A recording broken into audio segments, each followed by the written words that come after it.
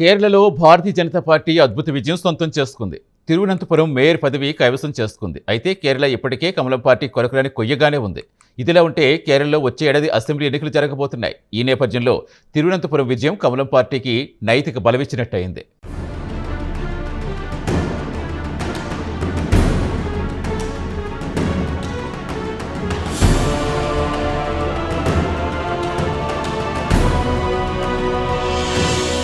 కేరళలో వచ్చే ఏడాది అసెంబ్లీ ఎన్నికలు జరగబోతున్నాయి. ఇక్కడ సిపిఎం నాయకత్వంలోని ఎల్డీఎఫ్ కూటమి అధికారంలో ఉన్న సంగతి తెలిసిందే. అంతేకాదు, భారతదేశంలో సిపిఎం అధికారంలో ఉన్న ఏకైక రాష్ట్రం కేరళనే. అయితే కేరళ రాష్ట్రం ఇప్పటికే కమలం పార్టీకి మింగుడు పదం లేదు. ప్రస్తుత శాసనసభలో బీజేపీ ఎమ్మెల్యేగా ఒక్కరు లేరు. దీంతో వచ్చే ఏడాది ఎన్నికలకు ఎలా సన్నద్ధం కావాలని కమలం పార్టీ మల్ల గులాలు పడుతోంది.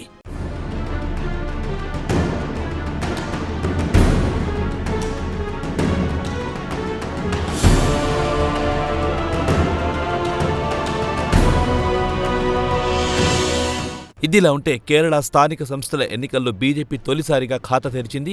రాష్ట్ర రాజధాని తిరువనంతపురం మున్సిపల్ కార్పొరేషన్లో మొదటిసారి మేయర్ పీఠాన్ని కైవసం చేసుకుంది. కాగా తిరువనంతపురం మేయర్గా తొలి మహిళా ఐపీఎస్ అధికారి ఆర్ శ్రీలేఖ పేరు దాదాపు ఖరారైనట్లే.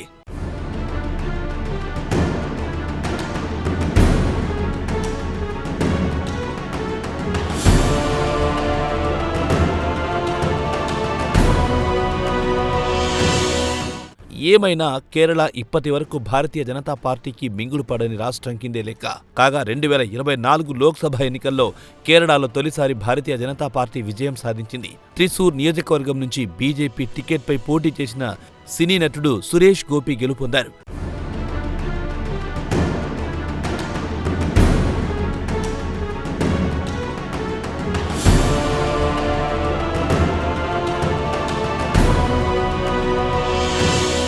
కాగా భారతీయ జనతా పార్టీకి కేరళ ఎప్పుడూ ఓ కొరకరాని కొయ్యగానే ఉంది. దేశంలోని అనేక రాష్ట్రాల్లోకి కమలం పార్టీ విజయవంతంగా చొచ్చుకుపోయినా దేవభూమిగా పిలిచే కేరళలో మాత్రం పాగా వేయలేకపోయింది. 2016 అసెంబ్లీ ఎన్నికల్లో ఒకే ఒక్క సీట్ నెమాంను బీజేపీ గెలుచుకుంది. అయితే ఆ తర్వాత అసెంబ్లీ సీట్లు రాలేదు. కానీ ఓటు శాతాన్ని బాగా పెంచుకోగలిగింది. 2019 లోక్సభ ఎన్నికల నాటికి 16% ఓటు షేర్ పెంచుకుంది. ఇలా పెరిగిన ఓటు శాతంపై బోలెడాశలు పెట్టుకుని 2021లో జరిగిన అసెంబ్లీ ఎన్నికల్లో పోటీ చేసింది. అయితే కమలనాథుల ప్రయత్నాలు ఎన్నికల్లో ఫలించలేదు. బీజేపీకి ఒక్క సీట్ కూడా దొరకలేదు. నెమాం సెగ్మెంట్లోనూ ఓటమి చవిచూసింది. కేంద్రంలో నరేంద్ర మోదీ నాయకత్వాన ప్రభుత్వం ఉండి కూడా కేరళలో ఒక్క సీట్ కూడా రాకపోవడం బీజేపీ నాయకులను తీవ్ర నిరాశకు గురిచేసింది.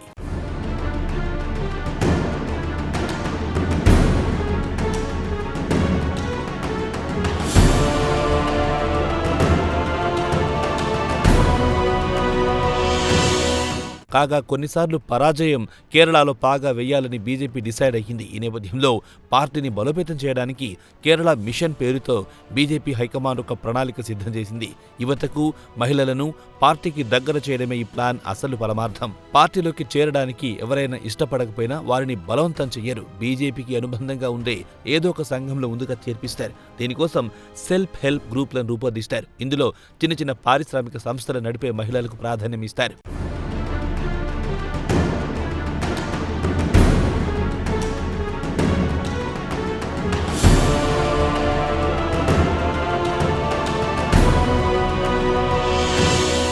అలాగే చదువుకున్న యువత కోసం కల్చరల్ ఆర్గనైజేషన్స్ ను ఏర్పాటు చేస్తారు. వీటితో పాటు కుల సంఘాలను అక్కున చేర్చుకుంటారు. దీనికి ఉదాహరణ నాయర్ సర్వీస్ సొసైటీ.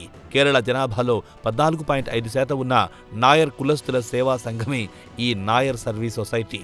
నాయర్ సామాజిక వర్గం ఒకప్పుడు కాంగ్రెస్కు విధేయంగా ఉండేది. అయితే శబరిమల వివాదం తెరపైకొచ్చినప్పటి నుంచి నాయర్ సామాజిక వర్గం కమలం పార్టీకి దగ్గరయ్యింది. రోజులు గడిచే కొద్దీ కమలం పార్టీకి గట్టి మద్దతుదారుగా నాయర్ కమ్యూనిటీ తయారైంది. ఈ నేపథ్యంలో నాయర్ కమ్యూనిటీకి చెందిన రాజీవ్ చంద్రశేఖర్ కు గత ప్రభుత్వంలో కేంద్ర మంత్రి పదవి ఇచ్చారు. పనిలో పనిగా కేరళలో పార్టీని బలోపేతం చేసే బాధ్యతను రాజీవ్ నెత్తిపై పెట్టారు. ఏదేమైనా తిరువనంతపురం స్థానిక సంస్థల ఎన్నికల్లో విజయం సాధించినందుకు కమలనాథులు ఆనందంగా ఉన్నారు. ఈ నేపథ్యంలో వచ్చే అసెంబ్లీ ఎన్నికల్లో కనీసం కొన్ని సీట్లైనా గెలుచుకోవాలని బీజేపీ అధిష్టానం భావిస్తోంది.